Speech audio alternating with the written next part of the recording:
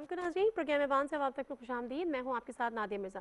नाज़रीन, वैसे तो वज़ीर आज़म पाकिस्तान इमरान खान साहब ने कहा है कि हम लॉन्ग टर्म प्लानिंग कर रहे हैं और इसके लिए हम सिर्फ आने वाले इंतखाबात को मद्देनज़र नहीं रख रहे, क्योंकि जो पॉलिसीज़ या प्लानिंग आने वाले इंतखाबात को नज़र में रख के की जाती है वो लॉन्ग टर्म नहीं होती, वो शॉर्ट टर्म या वो मिड टर्म होती है। उसका जवाब अपोजिशन ने दिया है, लेकिन उसके बावजूद हम अगर देखें तो जितने भी इलेक्शन होते हैं, खासतौर पर जो हुकूमत वक्त के पार्टी के जो इलेक्शन होते हैं वो परफॉर्मेंस बेस्ड ही होते हैं। शायद यही वजह है कि अब आने वाले बजट में ये भी कहा गया है कि अवाम दोस्त बजट होंगे, कोई नए टैक्सेस नहीं लगाएंगे।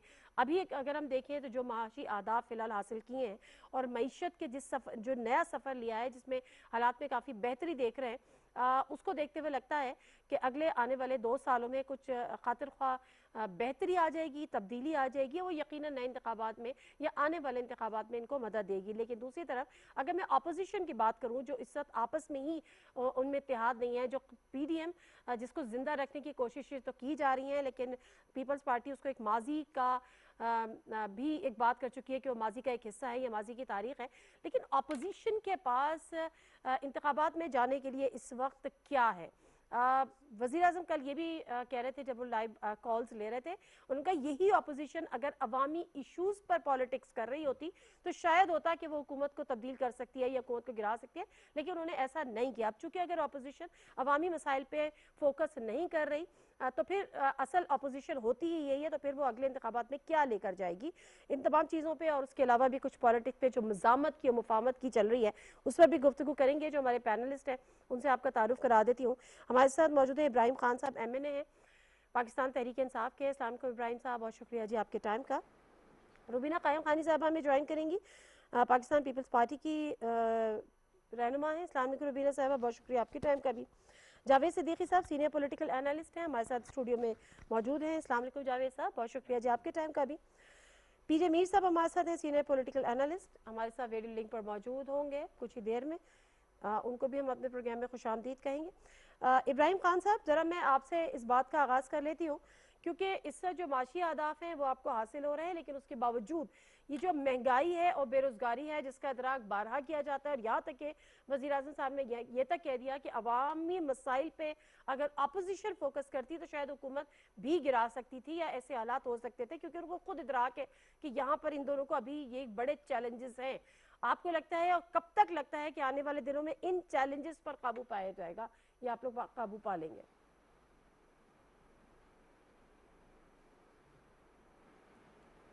इब्राहिम साहब, आवाज आ रही है आपको?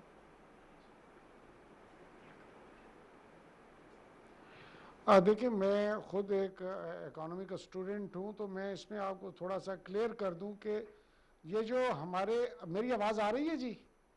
जी जी। हेलो,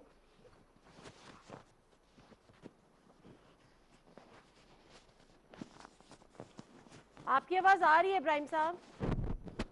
जी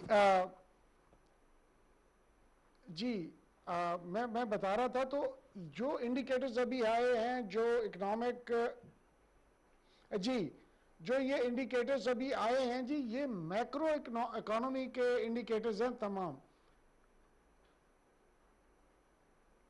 अब जो माइक्रो इकोनॉमी है, जो जिस तरफ आप जिक्र फरमा रही हैं कि महंगाई और ये चीज़ों की जो कीमतें हैं उसको इतदाल में लाने के लिए जिस चीज़ की ज़रूरत है, तो वो माइक्रो इकोनॉमी है, उसको हैंडल करना जो है, उसका ट्रिकल डाउन इफेक्ट होने में थोड़ा टाइम लगता है। 2 से 4 माह इसको या 6 माह इसको लग सकते हैं, क्योंकि इसमें कुछ एडमिनिस्ट्रेटिव इश्यूज भी आ जाते हैं। एक्चुअली चीज़ें सस्ती भी हो जाती हैं, लेकिन स्टॉकिस्ट और जो फाउल प्ले करने वाले लोग होते हैं वो उसमें उसकी प्राइसेस को या लोगों के जो है उस अपॉर्चुनिटी को अवेल करके तो लोगों को महंगी अशिया फरोख्त करने की कोशिश करते हैं, जिसको कि फिर प्राइस कंट्रोल मैजिस्ट्रेट के थ्रू जो है डिस्ट्रिक्ट लेवल पे कंट्रोल किया जाता है। लेकिन ये तकरीबन एक 6 माह का स्पैन इसमें लगेगा, जो आपको इकोनॉमी में बेहतरी नज़र आ रही है, उसके इफेक्ट्स माइक्रो लेवल पे जो है वो आपको इस अरसे में आना चाहिए। चलिए, अच्छी बात है। रुबीना कायम खानी साहब, आपको आवाज आ रही है मेरी? जी, मुझे आ रही है। अच्छा रुबीना साहबा, मैं सिर्फ आपसे मुख्तसरन पहले तो ये जानना चाह रही हूँ कि from October, September October onwards PDM जलसे, जुलूस, रैलियां, पता नहीं क्या क्या आप लोग करते रहे। अब वक्त आ गया, पीडीएम खुद आपके खुद लीडर कहते हैं कि वो माजी की एक तारीख थी, है जो भी उसका तारीख का हिस्सा था। मुझे सिर्फ ये बताएं, वन लाइनर दे दें, आपने हासिल क्या किया पीडीएम से, और आवाम को ये जो ट्रक की बत्ती के पीछे महीनों लगाए रखा, हासिल किसको क्या हुआ? देखिए नादिया, बिल्कुल मैं ये कहूंगी कि पाकिस्तान पीपल्स पार्टी ने खासतौर पर अगर आप देखें कि आज से जो कुछ अर्सा पहले जो मुल्की इश्यूज थे, और जब से पीटीआई की हुकूमत आई है, जिस तरह से इकॉनमी है, जिस तरह से महंगाई है, जिस तरह से मुल्की हालात थे, उस पर अपोजिशन को इकट्ठा करना जो है वो किसी भी बड़ी जमात का काम था, और वो भी पाकिस्तान पीपल्स पार्टी ने किया। पीडीएम बनाई, उसको तमाम जमातों को एक पेज पे लेकर आए। लेकिन अनफॉर्चुनेटली क्योंकि हमारे मुल्क में एक इंतकामी सियासत और एक दूसरे की मुखालफत की सियासत का राइज रहा है, वही आप देखें कि जो नून लीग है और ये जो दूसरी पार्टी है, वो उन्होंने वही किया कि जो खास तौर पर, क्योंकि हम तो जो माजी में हमारे साथ हुआ है और जो हम एक एक्सपीरियंस हमारे जो हुए हुए, उसको देखते हुए हम जो है वो स्ट्रेटेजी अपनी पीडीएम की बना रहे थे। लेकिन अनफॉर्चुनेटली नून लीग जो खास तौर पर हमारी जो नून लीग की न्यू क़यादत है, उनमें वो फहम नहीं था, वो विजन नहीं था जो वो दूर तक सोचती। और अभी आप देखें कि वही जमातें आज पार्लियामेंट में जो है वो आपकी बात बिल्कुल ठीक है और आपकी शिकायतें भी बिल्कुल बच जाएं। मैं तो सवाल ये कर रही हूँ कि किसके हाथ क्या आया, आपने ट्रक की बत्ती के पीछे लगाए रखा, कोविड की सेकंड वेव आ गई, आप लोग जल से जुलूस करते रहे, कोविड फैलता रहा, लोग सड़कों पे आते रहे, आपके पीछे तब्दीली के नारे लगाते रहे, आर या पार पे बिलीव करते रहे, किसी के हाथ कुछ आया? देखिए, मैं ये कहूँगी कि जो पाकिस्तान पीपल्स पार्टी जो है वो सिंसियर थी मुल्की इश्यूज़ के ऊपर, और वो अवाम के हक की बात कर रही थी। जो अवाम खासतौर पर अगर हम एक पैंडेमिक था, और फिर जिस तरह से जो कोरोना का जो इशू चल रहा था, और उसमें वो लोग जो खरीदने की इस्तात नहीं थी, तो हम तो उनके लिए बात कर रहे थे। और आप वो जो खास दूसरी जमातें थी, वो सीटों की बात करते हैं। अच्छा खैर, चलिए, आप कहीं थी, आप लोग जो चाह रहे थे दूसरी तरफ जो है वो चाहत दूसरी तरफ से नहीं थी। जावेद सिद्दीक सर, एक तो यही सवाल कि किसी के हाथ क्या आया, आपने 6-7 महीने जो है आवाम को ट्रक की बत्ती के पीछे लगाए रखा। दूसरी, क्या आप इस बात से एग्री करते हैं जो वजीर आजम साहब ने कहा कल जब वो लाइव कॉल्स ले रहे थे कि अगर यही ऑपोजिशन अवामी इश्यूज पर सियासत करती, पॉलिटिक्स करती, तो शायद वो हुकूमत को गिराने का ख्वाब उसका पूरा भी हो सकता था। Do you agree with this statement? I think prime minister का जो एनालिसिस है वो काफ़ी हकीकत के करीब है, क्योंकि अपोजिशन का रोल जो है इन ए पार्लियामेंट्री सिस्टम वो ये है कि पीपल फोकस होना चाहिए, लोगों की मुश्किलात मसाइल के हल के ऊपर बात होनी चाहिए। अनफॉर्चुनेटली मौजूदा जो अपोजिशन है इस गवर्नमेंट की, उसकी जो टॉप लीडरशिप है वो टेंटेड है, उसके ऊपर इल्ज़ामात हैं कि उन्होंने पैसा खाया हुआ है, करप्शन की हुई है, miss management, miss governance, money laundering वगैरह, ये चार्जेस हैं। पाकिस्तान की हिस्ट्री में कभी भी अपोजिशन की टॉप लीडरशिप पर against Ayub Khan, against Zulfikar Ali Bhutto and against Zia-ul Haq इतने बड़े चार्जेस नहीं थे, इसलिए वो अपोजिशन जो है वो कामयाब थी। इस अपोजिशन में ये एक तो ये प्रॉब्लम है, दूसरा इनके अंदर फिक्री हमआहंगी नहीं है, यानी वो एक पेज पे नहीं है अपने प्रोग्राम, अपने सोच के एतबार से। इनके इंटरनल डिफरेंसेस इतने शार्प हैं कि आपने देखा कि इन 1 years time, in a very short period of time, ये बिखर गई है ये अपोजिशन।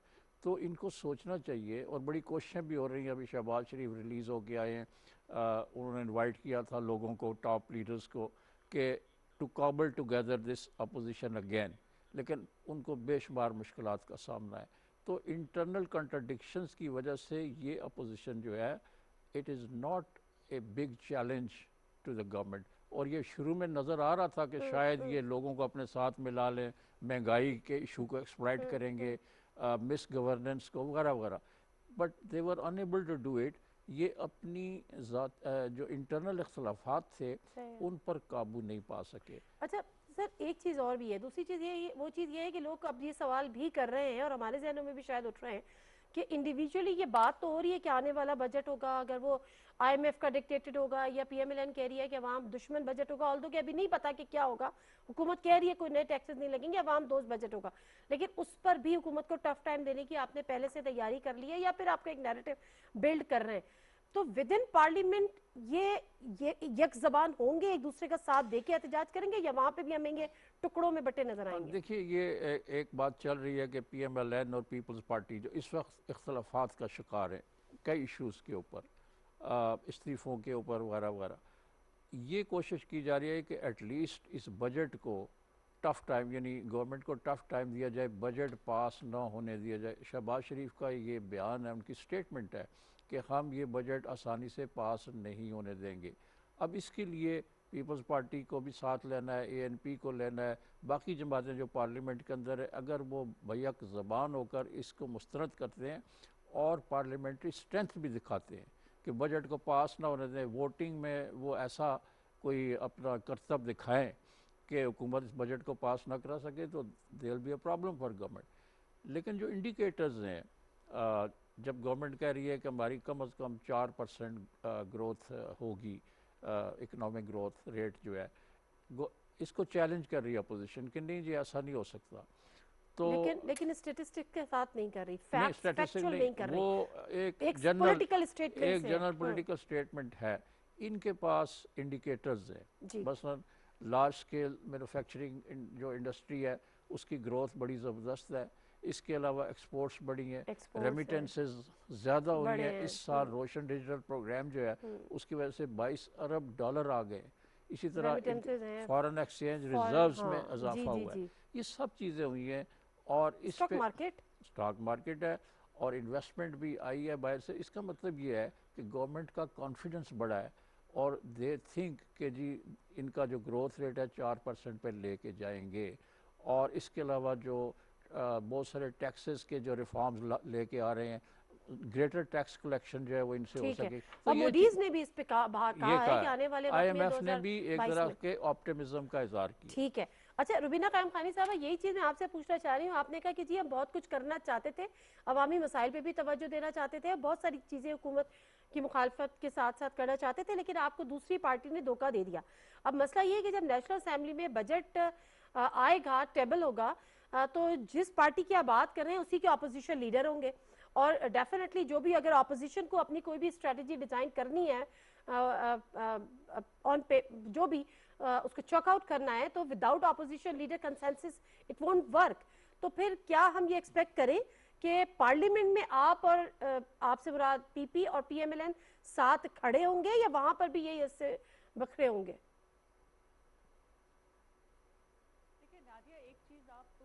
पाकिस्तान पीपल्स पार्टी का रिकॉर्ड चेक करें कि हमने जब भी मुल्की इश्यूज़ की बात हुई है, अवाम के मसाइल की बात हुई है, हम हमारे कितने ही हम पे अगर आप देखें कि बहुत सारे डिफरेंसेस थे पीएमएलएन के साथ, हमने जो है वो एक इंतकामी कार्रवाई जो ख़ास तौर पर जो शुरू हुई पाकिस्तान पीपल्स पार्टी के ख़िलाफ़, वो उन्हीं के दौर में हुई, लेकिन फिर भी हमने COD किया, हमने जो है वो PDM बनाई, हम बार बार उनके साथ बैठते रहे और उसकी वजह कोई नून लीग की मतलब नून लीग नहीं है, वो है अवाम पाकिस्तान के, वो है मुल्की इश्यूज़ पाकिस्तान के, जिसकी वजह से पाकिस्तान पीपल्स पार्टी जो मुल्क में दूसरी सियासी जमातें हैं जो ख़ास तौर पर मैंडेट लेकर आई हैं, जो पार्लियामेंट में बैठे हैं, हम उनके साथ बैठते हैं और हम कोशिश करते हैं कि अगर पार्लियामेंट का फोरम है तो हम उसको अवाम के मसाइल के लिए जो है इस्तेमाल करें, उनके ऊपर उनके इश्यूज़ के ऊपर बात करें, ना कि इश्यूज़ को जो है वो।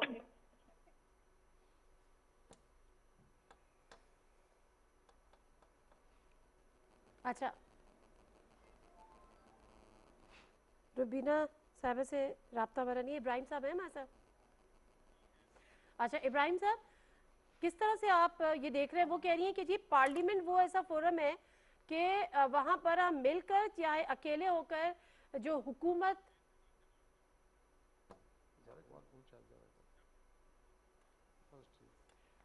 इसी को अगर हम इस तरह से कंटिन्यू करें, वो कह रही हैं कि जी हम अवामी इश्यूज़ पर, लेकिन अवामी इश्यूज़ पर अब तक पार्लियामेंट में क्या इनका मस्बत कोई एक रोल मुझे बताएं जो अपोजिशन ने किया हो। अदरवाइज इलेक्टोरल रिफॉर्म हो गए, जुडिशल रिफॉर्म्स हो गए, दीगर चीज़ें हो गई, नैब के कवानीन हो गए, हुकूमत बुला रही है कि आइए बैठिए कुछ काम करते हैं, कुछ लेजिस्लेशन करते हैं, ये मैं ना मानूं की तरह एक साइड पे खड़े होते हैं। जी हाँ, ये दरअसल बदकिस्मती से पाकिस्तान की पार्लिमानी तारीख़ में ये एक दफ़ा फिर हम 90s में चले गए, जब पीपल्स पार्टी और PMLN एक ज़ीरो सम गेम खेल रहे थे पार्लियामेंट के अंदर। वो भी इनकी जब PMLN की हुकूमत थी, पीपल्स पार्टी ने कहा कि ये रिग्ड इलेक्शंस के ज़रिए आए। जब पीपल्स पार्टी आती थी तो वो कहते थे कि ये जो है रिग्ड इलेक्शन के ज़रिए आए। तो एक सर पटौल का माहौल था, लड़ाई झगड़ा था, हमने उसको कवर किया हुआ है उस पूरे दौर को 90s का। अब ये जब हुकूमत PTI की आई तो इस अपोजिशन ने कहा कि हम तो असम्बली के हलफ ही नहीं उठाएंगे। शुरू में जो एक एटीट्यूड, फिर इनके अंदर कुछ सैनर एलिमेंट्स थे सर, लेकिन वो भी पीपल्स पार्टी थी जिसने सबको कन्विंस किया। ठीक है। मौलाना फजलुर रहमान जो फर्स्ट APC वो थी कह रहे उन्होंने थे। कहा था आप जाए ना। अच्छा, फिर PMLN उनके साथ थी, लेकिन पीपल्स पार्टी ने समहाउ उनको कन्विंस किया कि नहीं, पार्लियामेंट से इस्तीफे नहीं देने चाहिए, मैं बैठना चाहिए, पार्लियामेंट्री प्रोसीजर्स। आपने जो सवाल किया था, कितने इम्पॉर्टेंट नेशनल इश्यूज़ हैं जिन पे ये बैठ के लेजिस्लेशन कर सकते थे। मुझे पता है कि नैब के ऊपर, नैब के रिफॉर्म्स पे PTI ने कहा था कि आए बैठते हैं, नैब में क्या रिफॉर्म्स होने चाहिए अगर आप चाहते हैं। ठीक है, उस पर बात नहीं हो सकी। इलेक्ट्रल रिफॉर्म्स की आपने बात की, अब नए इलेक्शंस आ रहे हैं, they are 2 years away from now, और इलेक्शन मोड में हम जा रहे हैं एज ए नेशन।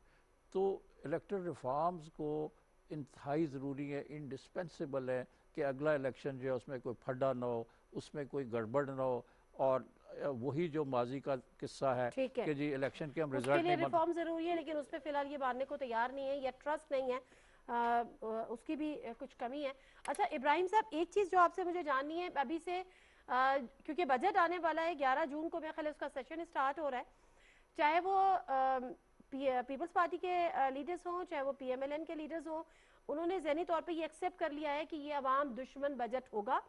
ये बात शबाशी साहब कहते हैं और बिलावल भुट्टो साहब कहते हैं कि ये IMF का डिक्टेटेड बजट होगा। आप हमें कुछ बता सकते हैं, क्योंकि आपने खुद कहा कि इकोनॉमी से आप थोड़ा आप इकोनॉमिस्ट हैं, आपको पता है इस बारे में, क्या एक्सपेक्ट करें अवाम इस आने वाले बजट से? सबसे पहली तो बात यह है कि कोई नए जो हैं टैक्सेस आपको नज़र नहीं आएंगे। अलबत्ता जो मौजूदा टैक्सेस हैं इनका बेस ब्रॉड किया जाएगा ताकि मैक्सिमम लोग जो है वो टैक्स नेट में आ सकें जी। और इससे जो है एक आम आदमी पे को टैक्स तो बढ़ाया नहीं जा रहा, उसकी रेशो, तो उससे टैक्स कलेक्शन भी बेहतर हो जाएगी और टैक्सेशन के रेशो में जो है, रेट में जो है वो कोई फ़र्क नहीं आएगा, एक चीज़। दूसरा ये है कि काफ़ी चीज़ों में इंशाल्लाह हम लोगों को रिलीफ देने जा रहे हैं, ख़ास तौर पे बेसिक कमोडिटीज़ के हवाले से। तो ये एक बहुत पॉजिटिव और ग्राउंड रियलिटी के मुताबिक बजट होगा जिसमें कि अवाम मज़ीद बोझ बर्दाश्त ना कर पा रहे हैं, ना उन पर मज़ीद बोझ डाला जाएगा। लेकिन ये जो रेटरिक है नून लीग की तरफ से या PPP की तरफ से, इन्होंने क्या वो बजट पढ़ लिया है, क्या इनके पास उनके, ये प्री मेच्योरली एक असेसमेंट दे देना, वो तो एक पॉलिटिकल रेटरिक की से बढ़ के इसकी कोई अहमियत नहीं है कि आपके पास कोई फैक्ट्स एंड फिगर्स हों, आप उसके ऊपर बैठ के कोई हमें कमेंट करें तो फिर तो अच्छी बात है। अगर ऐसा नहीं है तो प्री मेच्योरली उस पर कोई किसी किस्म का कमेंट दे देना, जबकि बजट को आने में अभी 10-11 दिन देर है, तो इस किस्म के बयानात माँ सिवा इसके कि एक इरिस्पॉन्सिबल स्टेटमेंट्स हैं और कुछ नहीं। रुबीना साहिबा, ठीक है, ये डेफिनेटली ये थोड़ा प्रीमेच्योर होगा कि बजट अभी आया नहीं है, और ऐसे स्टेटमेंट से माजरत के साथ रुबीना साहिबा, आपको नहीं लगता कि आपके सिमरात ऑपोजिशन के पास इस सब पॉलिटिक्स करने को कुछ बचा नहीं है? तो आप लोग प्रीमेच्योर स्टेटमेंट दे रहे हैं, जो बजट अभी आया ही नहीं है, अभी टेबल ही नहीं हुआ, उस पर आप कह रहे हैं कि हम इसको मानेंगे नहीं और हम इस पर एहतजाज करेंगे, तो उसको टेबल होने दें। दूसरी बात, मुझे बताएं कि आप लोग अब आपकी जो पॉलिटिक्स का जो महवर है वो किस चीज़ के गिर्द घूम रहा है? GDP बेहतर हो रही है, आदाद-ओ-शुमार बेहतर हो रही है, एक्सपोर्ट बढ़ गई है, रेमिटेंसेस बढ़ गए हैं, फॉरेन रिजर्व जो है वो हमारे बढ़ गए हैं, टैरिफ में कोई इंक्रीज नहीं है, पेट्रोलियम प्राइसेस में कोई इंक्रीज नहीं है, बाकी कुछ अहदाफ है जो हासिल करने हैं, क्या रह गया अब आपके पास? देखिए नादिया, ये बिल्कुल ये सिर्फ अल्फाजी के तौर पे तो हम कह सकते हैं कि बेहतरी नज़र आ रही है, और अभी तो जो है वो फिगर्स और वो नंबर्स और वो स्टैटिस्टिक जो भी हैं उसमें एक चीज़ जो अगर हम टीवी पे आके बताएं तो वो तो बहुत अच्छा सब कुछ नज़र आ रहा है। जाहिर सी बात है, वो तो इमरान खान जब हुकूमत में आए थे उससे पहले भी बहुत दावे कर रहे थे कि हमने ये कर देना ये कर देना। आज 3 साल होने पे आ रहे हैं और जो है वो, लेकिन आप देखें कि जो महंगाई है, ख़ासतौर पे हमने अपोजिशन ने तो ग्राउंड रियलिटी को देख के बात करनी है कि अवाम इस वक्त किस तरह से सफ़र कर रहे हैं, अवाम को जो है वो खाने को आटा मिल रहा है या नहीं, अवाम को दवाइयाँ मिल रही हैं या नहीं, अवाम की सेहत की बात हो रही है या नहीं, अच्छा। अवाम जो है वो किस मुश्किल में है। हम तो उस बेस पे जो है वो अपोजिशन खासतौर पर पाकिस्तान पीपल्स पार्टी जो है वो बात कर रही है। कहाँ कर रही है? एक सेकेंड रुबीना साहबा, कहाँ कर रही है? अल्लाह करे कि अवाम के लिए बहुत अच्छा, नहीं, कहाँ कर रही है पाकिस्तान बहुत पीपल्स अच्छा पार्टी ये हो, बातें? तो सब कुछ नजर जी पीपल्स पार्टी ये बातें कहाँ कर रही है जो भी आपने गिनवाई हैं? बिल्कुल जी, हमने जो है वो जो पार्लियामेंट का फोरम है उस पे हम बात कर रहे हैं। हम जहाँ पर भी जो हमारे ख़ासतौर पर जहाँ पे भी हम आवाज़ उठा सकते हैं वो पाकिस्तान पीपल्स पार्टी अपनी आवाज़ उठा रही है। टीवी टॉक शोज़ हों, पार्लियामेंट का फोरम हो, या कोई भी जो है ऐसी जगह पे जहाँ पे हम बात अपनी रजिस्टर करा सकते हैं, वो फोरम हमने नहीं छोड़ा। आप क्या चाहते हैं कि अभी हम ख़ासतौर पर जिस तरह से जो है वो मरियम नवाज साहिबा पहले कह रही थी कि इस्तीफे दें, फिर हमने जब कहा कि ये इस्तीफे देने का टाइम नहीं है, पहले अच्छा। हम जिस तरह से एक हाइप क्रिएट करें, एक लोगों को मोबिलाइज करें, फिर जो है वो इस्तीफे आप दें। मैं मुख्तसर सा जवाब इब्राहिम साहब से ले लूं? जो है वो क्या होता पीटीआई के लिए, जो है वो मैदान साफ होता क्या कि 50 इस्तीफे आते और 50 सीटों पे इलेक्शन अच्छा, होते, ये और तो उसी में पीएमएलएन जो का है वो मसला है ना, majority के पीएमएलएन की साथ जो है आज रिप्रेजेंटेशन मेरे प्रोग्राम में भी पीटीआई नहीं है। बैठी होती तो और जहाँ हम तक पाकिस्तान पीपल्स पार्टी और दूसरी अपोजिशन जमातें जो है वो घरों पे बैठे होते। तो ये सारी चीजें जो है वो, और आज वही मरियम नवाज कह रही कि हम हुकूमत को जो है वो 5 साल देने मरियम के लिए नवाज नहीं तैयार है है। ना, तो पीएमएलएन नहीं है इनकी इस वक्त मेरे तोड़ो फेर प्रोग्राम में में। अच्छा, तजाद रुक जाए। पाकिस्तान पीपल्स पार्टी जो कहती मुझे- है वो करती है, और उसी अच्छा। तरह से उनका वो अपना लाए अमल भी बनाती है आवाम के रुबीना issues को साहबा sort रुक out जाए, करने के लिए। पीएमएलएन नहीं है जो आपको जवाब देगी, पीटीआई है, उससे जवाब लेने दे। इब्राहिम साहब, वो कहती हैं कि जी ये जो आप लोग बातें करते हैं ये सब, इसमें कोई हकीकत नहीं है, कोई इकोनॉमिकल ग्रोथ नहीं हो रही है, असल मसले अवाम के जू के तू हैं, और पीपल्स पार्टी ही वो जमात है जो हर फोरम पे अवाम के लिए आवाज़ उठाती है। अब आप जरा अपना इस पे इनपुट दे दीजिए या इनको जवाब दे दीजिए।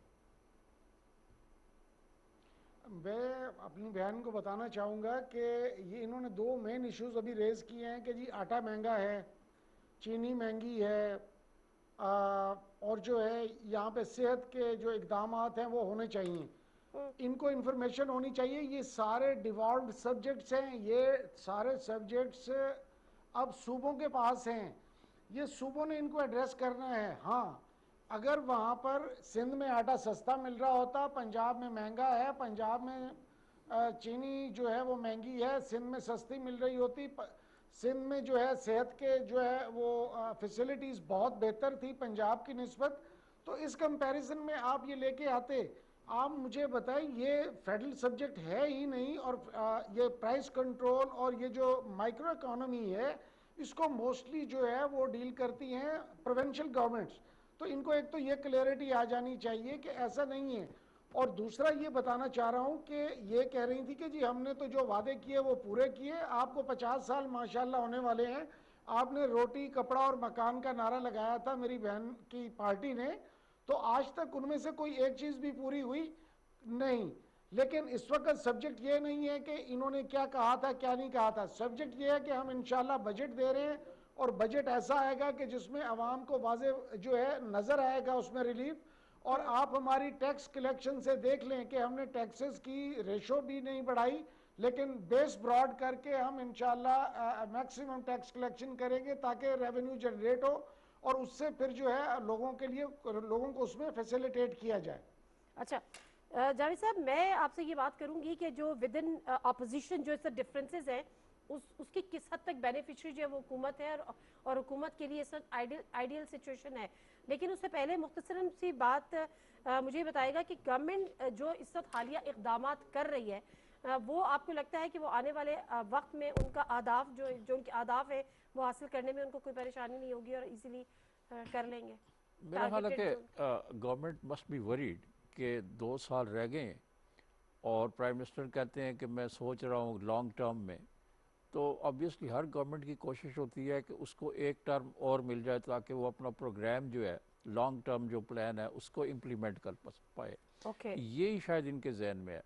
लेकिन इनके सामने जो पिछले 2.5-3 साल गुजरे हैं वो मुश्किल थे, और उसकी वजह थी कि अपोजिशन ने इनको बड़ा टफ टाइम दिया, और अकाउंटेबिलिटी ख़ास तौर पर एक ऐसा अमल है कि इसके अंदर जो हाथ डालेगा उसके हाथ जल जाते हैं। लोग इतने पावरफुल हैं, इतने वेस्टेड इंटरेस्ट हैं, इतनी डर्टी मनी है लोगों के, स्ट्रॉन्ग पेनिट्रेशन है Yes. साला साल की, सो decades. वो उन्होंने इतनी इन्वेस्टमेंट की हुई है हर तरफ, हर महकमे में, हर शोबे ज़िंदगी में, कि अगर आप उनके ख़िलाफ़ एक्चुअली अकाउंटेबिलिटी करना चाहें, कोई भी आके कर ले, उसको बड़ा मुश्किलात का सामना करना पड़ेगा, जो कि इस हुकूमत को हुआ। चले 2.5-3 साल उनके ये गुजर गए, अब इनके 2 साल हैं, इकॉनमी इम्प्रूव होना शुरू हो गई है, और सबसे बड़ी बात यह है कि मेरे अंदाजे के मुताबिक उतनी लार्ज स्केल करप्शन इस गवर्नमेंट में नहीं हुई है जितनी कि माजी में होती रही है। इसलिए उनको एक एडवांटेज है कि वो आगे बढ़ रहे हैं। अगर इसी रफ्तार से इन्हीं पॉलिसीज़ के साथ और बेटर पॉलिसीज़ के साथ गवर्नेंस के जो इश्यूज़ हैं उनको ओवरकम करते हुए आगे बढ़े, तो इनके अगले 2 साल जो है इसमें ये तेज़ी से काम करके वो जो पिछले 3 साल में इनका टाइम वेस्ट हुआ है वो डेफिशिएंसी ये पूरी कर सकते चलो हैं। ठीक है। रुबीना साहबा बार बार पीएमएलएन की बात कर रही थी, तो मैं इसलिए उनसे ज़्यादा बात नहीं कर पा रही थी क्योंकि पीएमएलएन को डिफेंड करने वाला ऐसा था नहीं। लेकिन आपसे मैं बात इसलिए कर सकती हूँ, ज़रा आपका अपना एनालिसिस होगा। मुझे बताएं कि ये जो मफाहमत की और मज़ामत की जो सियासत है जो सब पीएमएलएन कर रही है, कुछ लोगों का कहना है कि ये जो है गुड को बैड को भी हमेशा से खेलती रही है, पीएमएलएन का हमेशा से ये वतीरा रहा है। अभी भी आपको इसी कॉन्टेक्स्ट में आप देख रहे हैं कि एक भाई मज़ामत पे चलता रहे, एक भाई मफाहमत पे चलता रहे, जैसे वो अक्सर होता है ना, एक को एक पार्टी में, दूसरे को दोनों पार्टी में, जी, कोई तो बरसर इसके इख्तियार बारे आएगी, में कोई तो बयानियत चलेगा, इसके बारे ये में गेम है। जी, इसके बारे में जो एनालिसिस है और जो न्यूट्रल लोग हैं या दूसरी गैर जानबदार, वो इसको इसी अंदाज में देख रहे हैं कि ये एक प्लान स्ट्रेटजी का हिस्सा है। ओके। कि अगर आपका ये बयानिया कि वोट को इज्जत दो, एस्टेब्लिशमेंट को पनिश करो या एस्टेब्लिशमेंट को एम्बैरस करो और उनके ऊपर प्रेशर डालो और उनको अपनी साइड पे ले आओ, एक ये बयानिया है एक ग्रुप का। दूसरे ग्रुप का है जिसकी लीड कर रहे हैं, जिसको शहबाज साहब, मफाहमत वाला। जो भी फार्मूला कारगर हो उसमें जो बेनिफिट होगा वो शरीफ ख़ानदान को होगा, इस फैमिली को होगा जो कि पिछले 25-30 साल से रूल कर रही है। अच्छा। So I think it is a calculated strategy, it's a calculated move कि आप ये कहें, मैं ये कहूँगा, जहाँ मतलब भी जहाँ जरूरत पड़ी मरियम आगे, जहाँ जरूरत पड़ी वो पीछे, शहबाज जहाँ शरीफ हमारी आगे। सक्सेस होगी ठीक वो है। हमारे हिस्से में आई। एक मुख्तसर से अपना ये दें जो मरियम साहबा कहती हैं, और उन्होंने एक जगह पर कहा भी, अभी जो हालिया मीटिंग भी हुई थी, उन्होंने कहा था कि मज़ामत होगी तो मफाहमत होगी। ये ज़रा मुझे समझाएं। नहीं, उनका ख्याल था कि मज़ाहमत जो है अगेंस्ट एस्टेब्लिशमेंट और एस्टेब्लिशमेंट की बकौल उनके interference in political affairs of country, वो ख़त्म हो जाए तो सब ठीक हो जाएगा। उन्होंने जो वोट को इज्जत दो के एतबार नाम से नहीं, जो हम मज़ामत होगी तो फिर ही मफाहमत होगी, नहीं, यानी वो मज़ामत में इतनी आगे चली जाएंगी कि उनको नेगोशिएशंस के लिए या टेबल टॉक के लिए मेरा बिठाया ख्याल है जाएगा। उन्होंने करके देख लिया। ओके। पिछले 2.5 साल में उन्होंने मज़ामत का बयानिया नहीं चला। ठीक है। और अब वो समझती हैं कि उनको ये वो तर्क तो नहीं करेंगे, छोड़ेंगे नहीं उस बयानिए को, लेकिन उनके दूसरे जो चचा जान हैं और उनके नवाज शरीफ साहब के भाई, वो ये कोशिश कर रहे हैं कि अगर बात बन जाए अब भी, इस सारे अकाउंटेबिलिटी के बाद, इन इल्ज़ामात के बाद, रेफरेंसेस के बाद और सब ये जो हुआ है धींगा मुश्ती, इसके बाद भी अगर मफाहमत से बात चल जाए ठीक है, और उनको दोबारा रिवाइव करने का मौका मिल जाए तो it's is in their interest. ठीक है। अच्छा रुबीना कायम खानी साहबा, ये तो हो गया। दूसरी तरफ ये जो मुफाहमत और मज़ामत वाली बात है, मरीम नवाज साहबा कहती हैं कि पीपल्स पार्टी का पीडीएम में वापस आना तो अब आउट ऑफ क्वेश्चन है, मतलब इस पर तो अब कोई बात होनी ही नहीं चाहिए। लेकिन दूसरी तरफ शहबाज शरीफ साहब अभी भी आप लोगों से राब्ते में और उनकी कोशिश है कि वापस आ जाए। आप किसके साथ खड़े हैं या किसकी तजवीज़, आप किसको आप सीरियस लेने के मूड में हैं? देखिए नादिया, मैं एक तो ये कहूँगी कि आपने देखा होगा कि जिस तरह से ख़ासतौर पर एक टैक्टिक्स खेली गई मरीम नवाज साहिबा की तरफ से कि उन्होंने इतनी मज़ाहमत की और फिर उनको मुफाहमत की तरफ, ताकि वो इसलिए कि उनके ख़ुद की बात में ही जवाब है कि कोई उनके साथ मुफाहमत करे, और वो डील हुई। और वो जिस तरह से हम सब देख रहे हैं कि जो नून लीग को इस्तिफादा हासिल हुआ उस मुज़ाहमत का। अच्छा, दूसरा मैं ये कहूँगी क्योंकि अभी जिस तरह से बात की जाती है कि एक इमेच्योर जो है वो इमेच्योरिटी जो है वो देखी गई नून लीग की क़यादत की तरफ से, ख़ासतौर पर मरीम नवाज साहिबा की तरफ से, क्योंकि शहबाज शरीफ साहब जो हैं वो एक सीज़न जो है वो पॉलिटिशियन हैं। उनके उनका एक एक्सपीरियंस रहा है जिसकी वजह से वो उनको पता है कि किस तरह से तमाम जमातों को एक साथ इकट्ठा रखना मुल्की इश्यूज़ के ऊपर वो ज़रूरी है। और जिस तरह से मेरे भाई जो है ने पीटीआई के भाई ने जो बात की कि जो है वो 18th अमेंडमेंट के बाद जो है वो डिवॉल्व हो गए हैं, मैं उस बात का भी जवाब देना चाहूँगी कि जो है वो डिवॉल्व तो हो गए हैं, लेकिन अभी तक उस तरह से जो ख़ास तौर पर एक फेडरल के पास प्रोविंसेस का जो है वो बजट होता है, वो जो है वो उसमें हमेशा ख़ास तौर पर सिंध को जो है वो टारगेट किया जाता रहा है। माजी में भी जब नून लीग की हुकूमत थी और अब पीटीआई की हुकूमत भी यही कर रही है कि जो बजट में सिंध का हिस्सा है वो जो है हमें नहीं दिया जा रहा। वो कहीं पर भी आप देखें जो सिंध के साथ ज्यादती है। इरसा का जो वाटर रिकॉर्ड के मुताबिक 1991 के रिकॉर्ड के मुताबिक जो है जो पानी में हिस्सा है वो हमें नहीं दिया जाता, बजट में हिस्सा है वो नहीं दिया जाता। और फिर उसके बावजूद पाकिस्तान पीपल्स पार्टी की हुकूमत अगर सिंध में है और हम फिर भी गरीबों को जो है वो जो है ख़ास तौर पर ऐसे प्रोग्राम्स दे रहे हैं कि जिसकी वजह से उनको उनकी जो रोज़ाना की जो ज़िंदगी है उसमें जो है वो आसानी आए, तो वो फिर भी पाकिस्तान पीपल्स पार्टी अपने लिमिटेड रिसोर्सेज में कर रही है। और बात की इन्होंने कि 50 साल हो गए रोटी कपड़ा मकान की बात पाकिस्तान पीपल्स पार्टी की करती है। आज जो ये एहसास प्रोग्राम पे अपना ठप्पा लगा के बैठे हैं, ये पाकिस्तान पीपल्स पार्टी का कारनामा है कि जो आज गरीब के घर में तो वैसे पीपल्स पार्टी का ही है, क्योंकि जो जा रहा है वो बेनज़ीर इनकम सपोर्ट का जो है वो की वजह से है, वो उनकी वजह से जो है उनका चूल्हा चल रहा है आज गरीब औरतों का। आज अगर हारियों को तकसीम की, आज अभी तक कोई ऐसा प्रोग्राम नहीं आया जिसमें जो है इमरान खान साहब ने हारियों को जमीनें तकसीम की हों या गरीबों को मुफ्त घर तकसीम किए हों। ये सारे काम जो है पाकिस्तान पीपल्स पार्टी के दौर में ही हुए और अभी भी सिंध में हो रहे हैं, वो फेडरल की तरफ से कुछ भी नहीं हो रहा। इब्राहिम साहब आप जवाब जरूर दीजिएगा, लेकिन उसके साथ साथ जरा बताएं, वो कह रही है आप बजट के मुताबिक एनएफसी अवार्ड में जो ड्यू है देना बजट सिंध को वो भी नहीं देते, प्लस पानी का भी मसला। पानी पे तो मेरे ख्याल है इरसा ने अभी बड़ी वजाहत कर दी है कि जी पानी की शॉर्टेज थी तो आपका हिस्सा कम हुआ था। इवन पहले पंजाब ने अपना हिस्सा सिंध को दिया था, अब चूंकि बढ़ गया है तो सिंध का हिस्सा हमने बढ़ा दिया है। लेकिन आप इसको एक्सप्लेन करना चाहें तो प्लीज।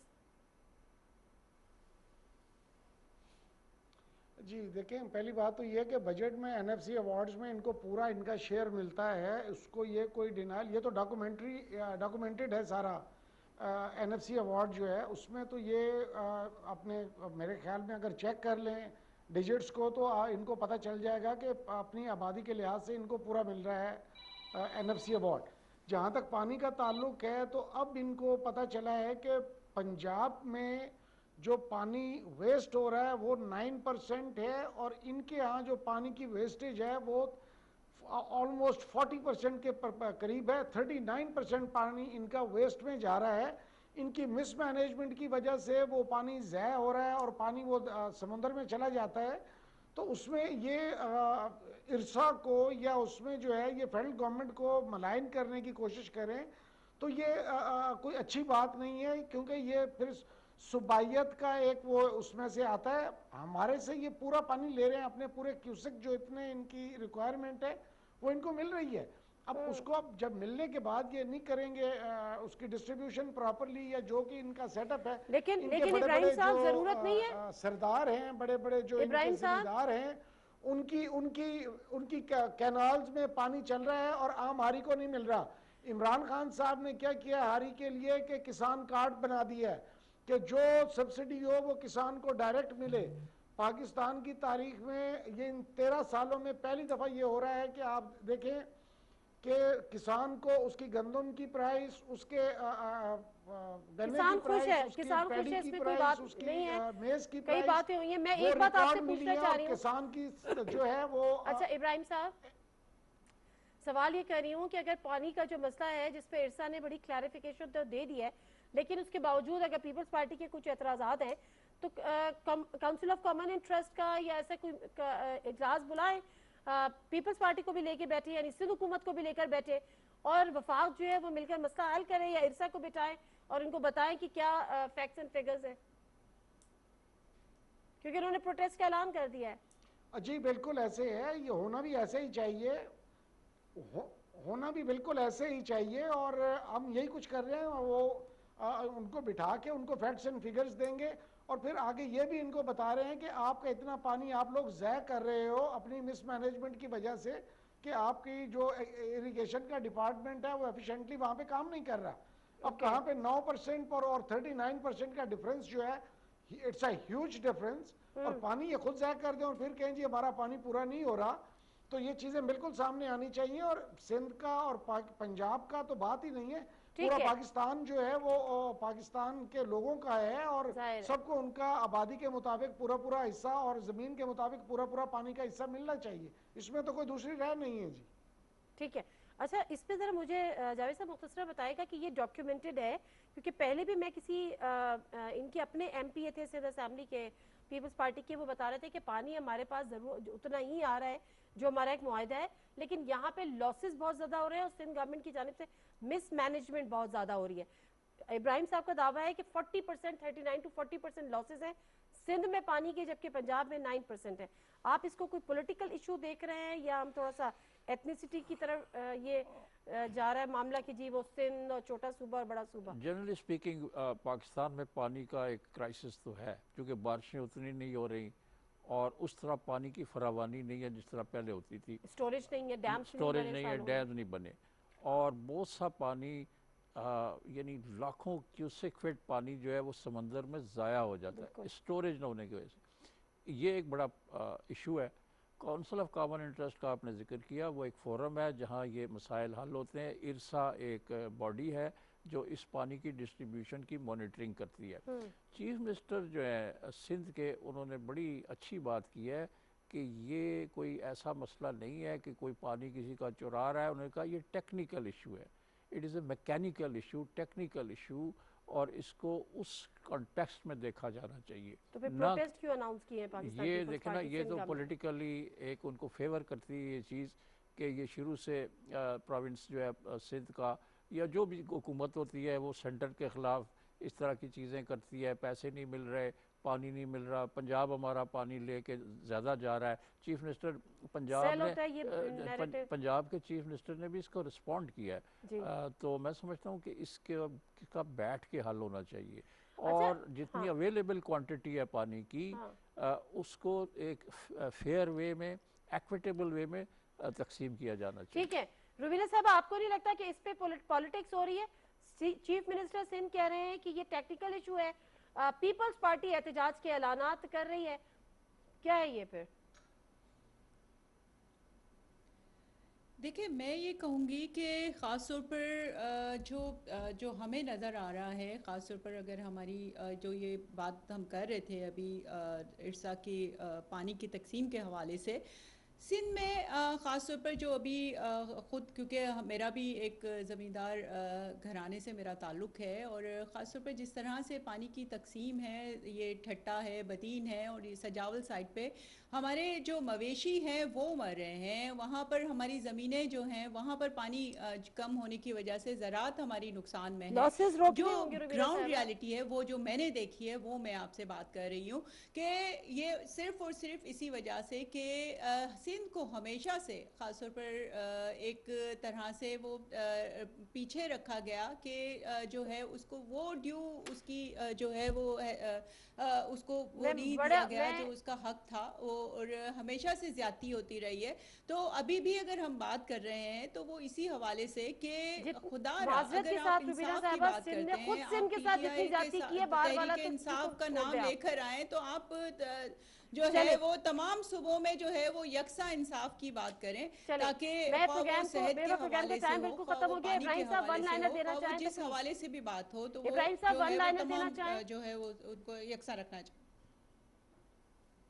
वन लाइनर जी इब्राहिम मैं साहब, ये कह रहा क्लोजिंग हूँ रिमार्क्स। कि जितने भी इश्यूज हैं जी जितने भी इश्यूज हैं उनको बैठ के टेबल पे रैशनलाइज किया जाए। ठीक किसी है, भी बिल्कुल सूबे सही का है, हक कोई सूबा ना बैठ खा के सकता किया है जाए ना इस उसको मसले को, खाना इस मसले पे चाहिए। पॉलिटिक्स ना की और जाए, और इस इसको किस्म की एथनिसिटी की तरफ बयानात तो से या हरगिज ना लेकर स्टेटमेंट जाया से जाए। वो ठीक है, बहुत शुक्रिया इब्राहिम प्रोविंशियल साहब, हार्मनी को जो है। बहुत शुक्रिया इब्राहिम साहब। रुबीना साहब, आपका भी, जावेद सिद्दीकी साहब, आपका भी मसला सिर्फ ये है कि अगर सिंध उठ के ये बात कहे कि सिंध के साथ जुल्म हो रहा है, तो माजरत के साथ सिंध ने खुद अपने साथ जितना जुल्म किया है उस तो इससे ज्यादा कुछ हो नहीं सकता। नादिम मिर्जा को प्रोग्राम से इजाजत दीजिए, अल्लाह हाफिज।